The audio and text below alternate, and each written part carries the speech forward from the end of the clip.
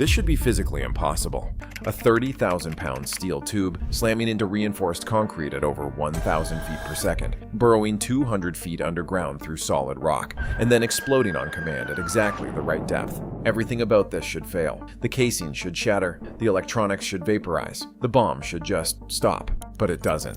I spent weeks researching bunker buster bombs, and here's what surprised me most. The explosion isn't even the hard part. After this video, you'll understand exactly how these weapons survive impacts that would destroy a car, why only 17% of the bomb is actually explosive, and the ingenious technology that lets a bomb count floors while traveling through solid concrete. Let's get into it. Here's the fundamental physics problem you need to understand. Explosions travel outward in all directions. Drop a bomb on top of a bunker, and most of that energy goes sideways and up into the atmosphere, completely wasted.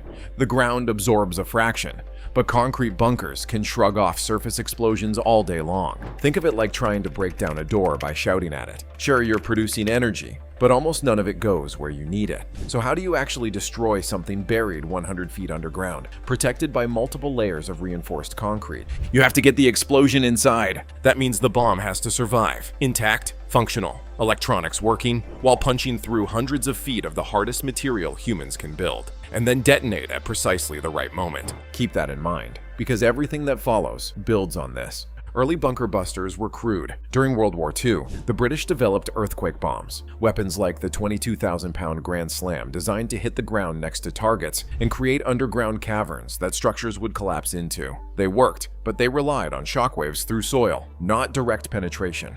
By Desert Storm in 1991, the US military had a serious problem. Saddam Hussein's command bunkers were buried under 50 feet of reinforced concrete, and the existing BLU-109 penetrator could only reach about 8 feet deep.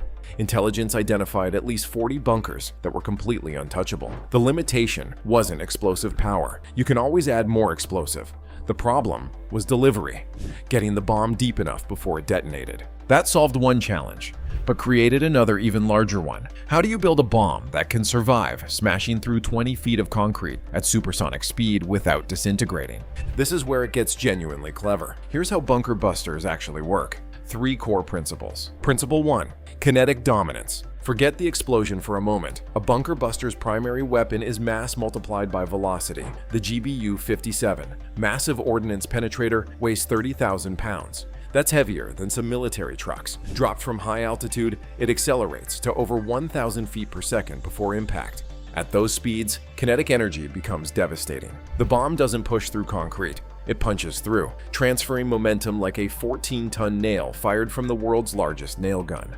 In testing, early prototypes smashed through 22 feet of reinforced concrete and kept traveling for another half-mile downrange. Here's the counterintuitive part. Only about 5,300 pounds of a 30,000-pound MOP is actually explosive. That's roughly 17%. The rest is casing, guidance, and pure mass for penetration. Principle 2. Indestructible casing. That mass needs to stay intact through impacts generating up to 30,000 G-forces. For reference, a car crash might hit 100 Gs. Fighter pilots black out around 9 Gs. This bomb experiences forces 300 times greater and survives.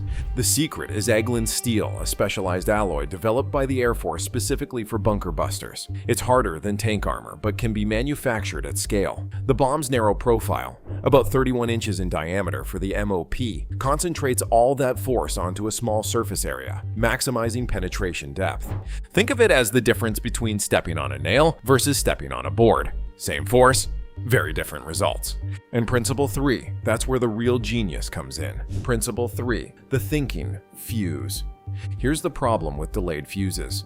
You have to guess how deep your target is buried. Set the timer too short, and you explode in the dirt above the bunker. Too long, and you might pass right through and detonate below it. Modern bunker busters use something called a hard target smart fuse. Inside the bomb's guidance section, protected accelerometers track exactly what's happening during penetration. They measure deceleration patterns, detect when the bomb passes through different materials, soil, concrete, rock, and can even sense when it enters an open space. The fuse can literally count floors. If intelligence says the command center is on the 5th level of an underground complex, the weapon can be programmed to punch through 4 ceilings and detonate when it reaches the 5th, all while traveling through solid concrete at hundreds of feet per second. Can you see how each principle solves a specific impossibility? But here's something that will surprise you. The hardest engineering problem isn't penetration. It's keeping electronics alive during impact. That smart fuse, with its accelerometers, microprocessors, and void detection systems, has to function after experiencing forces that would liquefy ordinary electronics. The first generation of smart fuses failed completely. They couldn't survive hitting solid rock. Now imagine the challenge. You need sensors sensitive enough to detect a 4-inch concrete layer, but robust enough to survive 30,000 Gs without a single solder joint cracking. The Air Force spent years on this problem before finding a solution. The current void-sensing fuses use German technology adapted from cruise missiles, redesigned to handle the brutal physics of direct Earth penetration. And it works. During recent strikes, these weapons detected underground chambers and detonated at precisely programmed depths, despite burrowing through material that would destroy any other precision weapon. Now here's the question you should be asking. How did this technology even get developed so fast? The original bunker buster was designed in 28 days.